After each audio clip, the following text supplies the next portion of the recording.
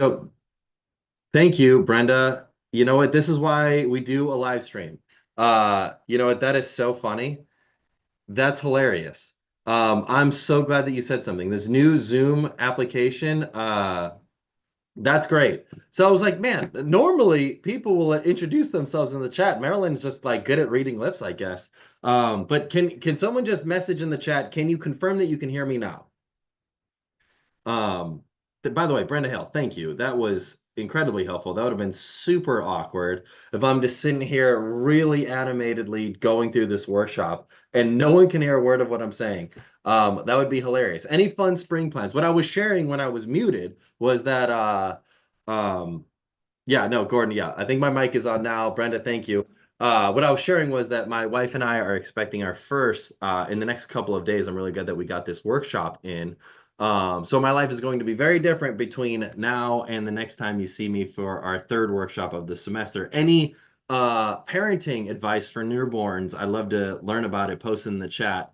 Um, but yeah, so anyways, that's the thing I'm looking forward to in the spring. If anybody got any fun trips planned or any uh fun things going on. Hey Cassandra, I think we got the message. If you fast forward, thank you, Brenda. I appreciate it. Uh you'll catch up to where I figure out that we have sound. So I'm a silly. You're just, if you're catching the first part of the video, that's so funny. You're just seeing me, attempting to talk to the camera. But anyways, it's officially 6 o'clock here in Austin, Texas. Hey, Bob. Bob from Reno. Welcome, Bob. It's officially 6 o'clock here in Austin, Texas, 7 on the East Coast, 5 o'clock on the Mountain Time, and 4 o'clock on the West Coast. Thank you all for being here for our second mentor workshop of the semester. Um, let's dive in. So what we're going to cover today in today's workshop is how to set proper expectations for your mentor relationship. We're also going to cover the best way to handle any issues with mentees. So maybe you have a mentee that didn't show up on time, or if you felt they didn't come as prepared as as you would like them to, or they had noise in the background, you felt like that was distracting, or they asked to reschedule on short notice. Either way, I'm going to walk you through how to go about setting expectations for the mentee and how to handle any issues.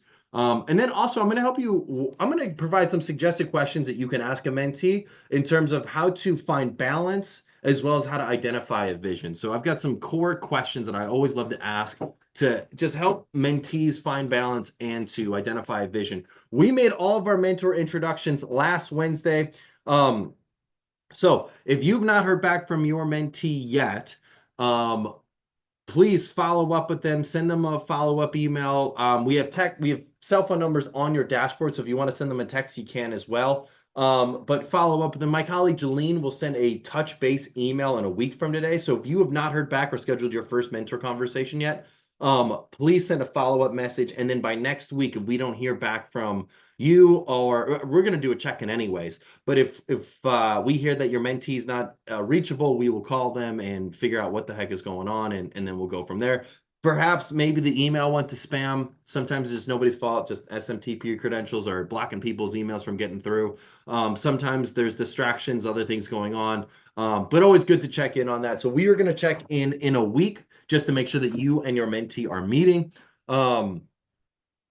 If you've not been introduced to your mentee yet, that means you've not been paired with a mentee yet so far. But in that first 2 week kind of purgatory period is when our mentors and mentees are feeling each other out. So there might be a scenario where a mentee and a mentor just aren't meshing and we might need a new mentor to step in.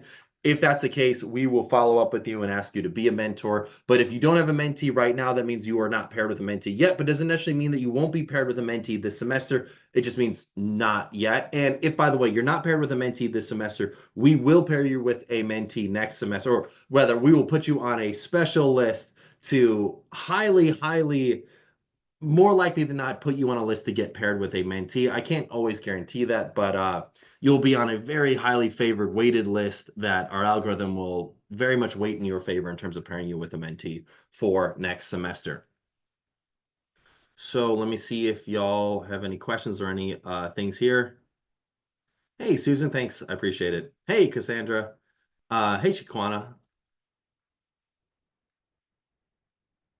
Okay, so Bob, if you've not gotten anything from your mentee and you haven't heard from Jolene about who your mentee is, you more likely than likely right now don't have a mentee yet. You fall in that category of we don't have a mentee for you yet, but this is the first 2 week period, so we very well might pair you with a new mentee if a mentor-mentee relationship isn't working out. Also, if you aren't paired with a mentee this semester, we will pair you. We will high more likely than not pair you with a mentee next semester. You'll be on a very weighted list in terms of our algorithm to ensure that unpaired mentors get paired with a mentee in subsequent semesters.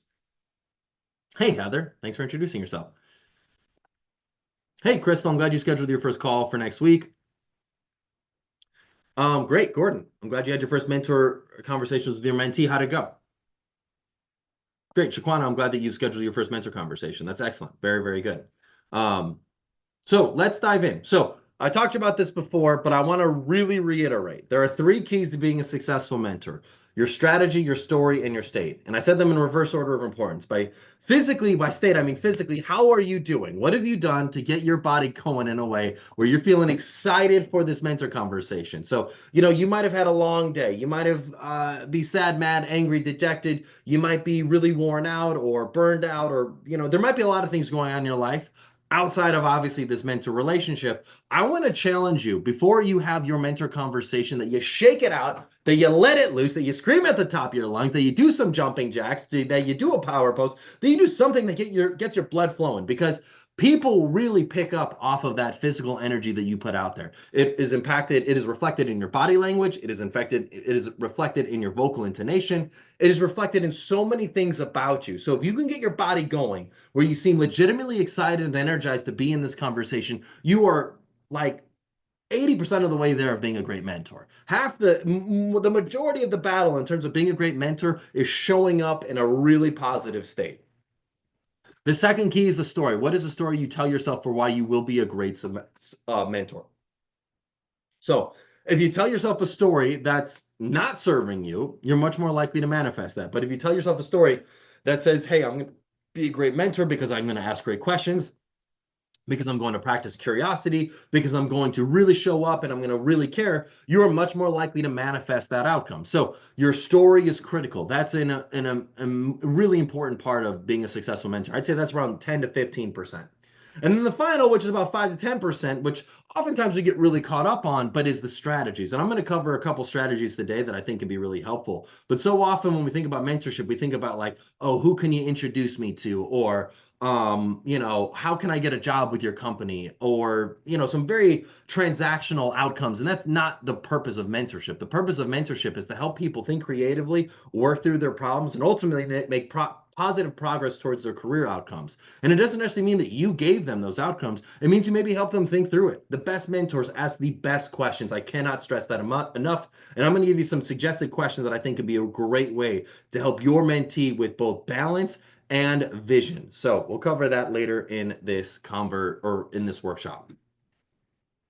So how to set proper expectations. So this first call should be all about your mentee. So learn what is going on in their world. Ask them questions. I'm a big fan of asking them to share with you their story, starting with kindergarten. I love asking that question because so often people get so caught up into what they're doing right now or for the last couple of years, but they don't talk about how did we get here? I love to ask the question, tell me your story starting with kindergarten. It's a great way to get to know somebody. You get to know where they came from. You get to know how they were raised. You get to know maybe trials and tribulations they went through to get to this point. And that vulnerability, that adversity is really a big part of the fabric of who you are today. So I'm a big fan of asking that question. I then like to ask, what is your dream job? So I like asking that dream job because it gives us an idea of like, okay, what's your story starting with kindergarten? Now here we're at today. Where are you trying to go with your career and in your life? And then the last question I like to ask is, where would you like to be in 5 years? It then kind of takes a quantifiable approach to, okay, if we're here, if we're trying to get here, and this is like our medium spot in 5 years, how can we go about getting there? And I like to make sure that what their 5 year plan is in line with their dream job and their dream plan. Because if it's not, it's very low likely to come to fruition. But if their 5 year plan seems realistic and in line with their dream job, you're much more likely to help them actually live that out. And very well, that dream job, what was your dream job 5 years ago, might not be your dream job today.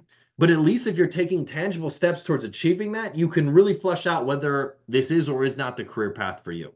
So I'm a really big fan of just all about your mentee for the first conversation. I'm not a big fan of talking all about yourself, saying, oh, this is where I'm coming from, this is what I've done, this is where I'm going, because it's not about you. Our goal as mentors is to help mentees work through the challenges that they're facing, which means that we have to learn about them and be genuinely curious as to where they're coming from.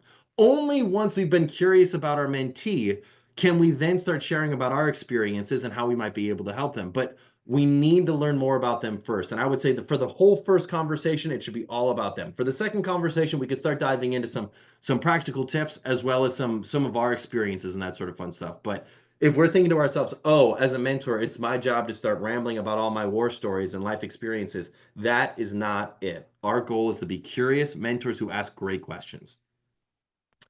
Once you've learned this information, ask them what they believe is one thing that they can work on now between now and their next call that will help them get closer to accomplishing their goals. I'm a big fan of tangible next steps. Like at the end of the day, like what are we doing here? It's like, don't get me wrong, having a mentor is great and all, having someone to talk through and being curious, all that stuff is good. But what are tangible next steps that we can set? I'm a big fan of tangible next steps. So if in that conversation you get an idea as to where they're going, where they like to be, ask them, hey, what is one small little thing you can do between now and our next conversation that can help you get to a little bit closer to achieving your goals? I'm a big fan of asking that. Now, by the way, when you ask for that, remember it, write it down, put it in your notes tab, put it somewhere that like you can remember this because you want to follow up with them about that. You want to come back and say, hey, were you able to achieve this goal? What is your status on this? So, if you ask them for some tangible outcome that they're trying to achieve, um, I'm a big fan of remembering what that outcome is and then ask them in the next mentor meeting, did you achieve that? Where are you at with it?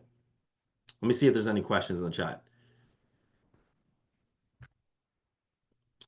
D Vision, you made up your own questions. That's great. That's fine. Hey, Jasmine. Cassandra, are you still having issues hearing me? Glenn, first meeting complete. That's great. Hey, Robinette, welcome. Um,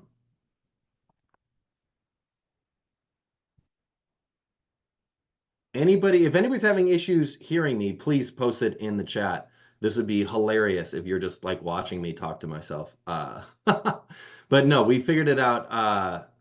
Brenda helped me realize I had my audio not on. Okay, so next step, let's talk about how can we set proper expectations? Let's say we have a scenario, we had our first mentee meeting, our mentor meeting with our mentee, and maybe there's some issues. Maybe the student showed up late. Maybe you felt like they didn't come prepared. Maybe you felt like they had noise in the background that was distracting, or maybe they asked to reschedule on short notice, or really anything else that could have frustrated you. Here's my guidance on how to handle that. The first step, not get mad at them or tell them what they did was wrong. That is the easiest way to lose a mentorship. If you come out them and just lambast them and yell at them and say like, do you know who I am? Or all these sorts of things, nothing's going to turn off your mentor relationship more than that. Instead, I'm a big fan of The Go Giver. It's a book I just recently finished. And one of the ways that you can be a giver as a mentor is to give your time and attention to somebody, even if you felt like they frustrated you and didn't respect it fully. So go through the call like as if nothing happened and take the time to listen to them and ask questions. Really be curious, really ask good questions. But by the end of the call, you say this. This is how we set expectations here. You'd say, hi, mentee, I've really enjoyed this first conversations. Did you? They will likely say, yeah, no, it was great. And you say, great. I feel like I can offer you a lot as your mentor, but for our future conversations, there are some things that I would like from you. First, if we say that we're going to start at 10 o'clock, 10 a.m., then we start at 10 a.m. Can I count on you to be on time for our next meeting? Or if we say, hey, if we say that we're going to have a mentor conversation that's not going to have distractions in the background, can I count on you to be in a place that's not going to have distractions in the background? Or, hey, when we have our conversations, I guess what I would love is if you could have some questions prepared for me. So when we meet or topics that you like to discuss with me when we come to that conversation, I like for you to have them prepared. Can I count on you to have those questions or conversation topics prepared for our next conversation? By waiting to set the expectation after building rapport, you are significantly more likely to have a strong relationship with the student than if you just got mad at them at the beginning of the conversation. So really, I'm all about being a go-giver when it comes to being a mentor. So if your mentee did something that frustrated you, be a giver in the sense of being curious, asking good questions, being there, being patient. But once you have and you've built that rapport, then you set your expectations. You say, hey, I've really enjoyed this. Did you? Yes, great. For our future conversations, I love to set some expectations. If we say we're going to do this, this is what I'd like to see from you. Is that okay with you? I always like to say that, is that okay with you? Or can I count on that from you? Because it then asks for their permission. And if they say, no, because I have these other issues, say, great, I'd love to learn more. Can we come up with some happy compromise? And then they'll be like, yeah, for sure. Or they're more likely than not will say, like, yeah, that sounds totally reasonable. I'll be sure to be on time next time, or I'll be sure to come prepared next time, or whatever the issue you had with them. Um, as long as we clarify what our expectations are after building rapport, we're much more likely to get them to buy into what we want them to do. So, next part of this workshop is with vision. Um, just Oh, Marilyn, do I recommend using SMART goals? Yeah, I'm a huge fan of SMART goals. So Marilyn asked the question, do I recommend using SMART goals? SMART goals are specific, measurable, attainable, relevant, and time-bound goals. I'm a huge fan of SMART goals because a goal without a plan that is tangible and actionable is really a wish, and that is low likely to happen. So Marilyn, great question. I'm a huge fan of SMART goals. So if you can help when your mentee sets out goals, that you can help them be specific, you can help them be measurable, you can help them be attainable, you can help them be relevant, you can help them be time bound. That goes a huge way to helping your mentee make tangible progress forward. Danny, I love that. I love that your mentee was so clear about his career vision. That's awesome. I love that, Danny. And I love that you both were job oriented and still motivated about your career vision. That's really cool. Thanks for sharing that, Danny. Um, okay, so how to find vision. So when we're talking about helping a mentee find vision, here are 5 questions that I love to ask to help them achieve that. So one, if this situation were to work out in the best way possible, what would it be? I like asking that question because it helps them think about a positive future that they can achieve. Two, what is one thing that seems impossible, but with a little luck and a lot of work just might be within reach? This allows them to start seeing the reality of the possibility for what their outcome could be. Three, what will you commit to doing today, this week, this month? This helps us get to some tangible next steps that they can commit to. 4, who do you know that thinks big? I love asking this question because what it does is it allows for us to have a paradigm, a role model for who we can view as successful. And then 5, what in your life keeps you thinking small? This helps us acknowledge there might be influences in our life that are not allowing us to get the outcomes we want to see in our life. And if we can identify them, we can ideally remove them or at least minimize them and their impact on our ability to achieve our vision. When it comes to balance, there are 7 questions that I like to ask to help a mentee when it comes to achieving balance. The first question is, what do you want to say yes to in your life? I love asking that question because it allows us to kind of get an idea as to like, what do what do I want to say yes more to in my life? The second question I like to ask is, what do you need to say no to? This acknowledges the bad habits we probably have in our life. The third question is, when do you feel pulled off center?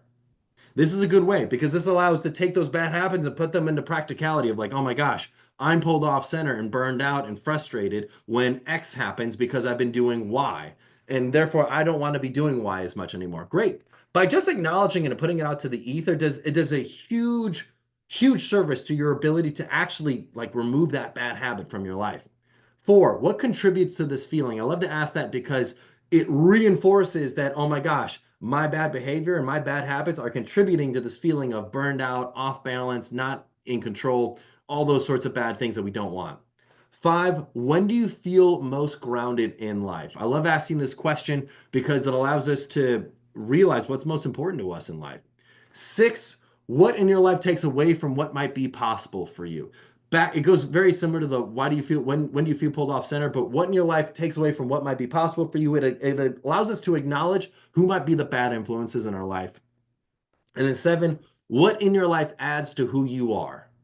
So really, it's all a product of when it comes to achieving balance, helping a mentee identify what they want to be doing more of, identify what they want to be doing less of, and then identify the feelings that are associated with the bad outcomes we're not trying to achieve, and then the opportunities and the habits and the behaviors we need to see to amplify who we want to be and where we're wanting to go. So those are 7 questions that I love to ask a mentee in terms of helping them achieve balance. So those are the essentially high level topics that I wanted to cover in today's workshop. Any questions?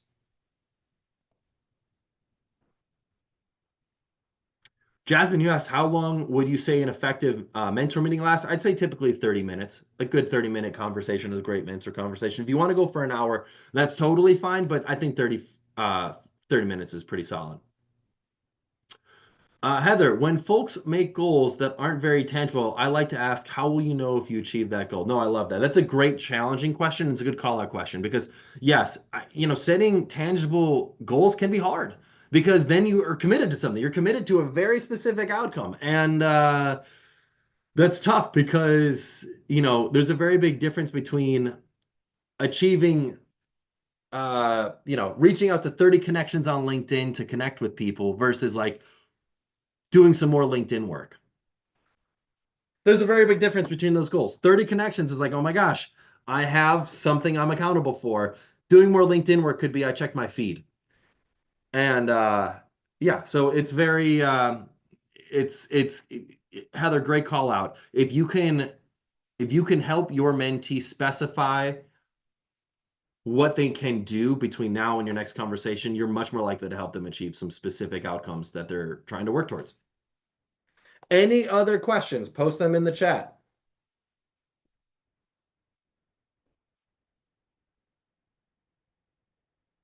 So it doesn't look like we have any more questions. I want to pull up the guidebook. Um,